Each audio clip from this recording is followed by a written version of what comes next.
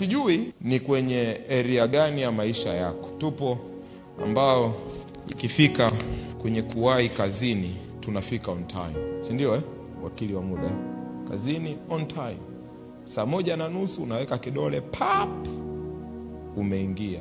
Tena wakati mwingine ili uwahi traffic uko razi hata ufike nusu saa kabla, kuliko utoke muda mbaya halafu uchelewe kufika. Lakini ikifika kwenye kuwahi kwenye nyumba ya Bwana, wiki imekuwa ndefu, uchovu ni mwingi. Hata hivyo Jumamosi ni siku ya pumziko. Na unajikuta kwa umakini unazama kwenye nyumba ya Bwana saa 5 kasoro, ndio matangazo hivi. Kaza macho, mtazame mchungaji.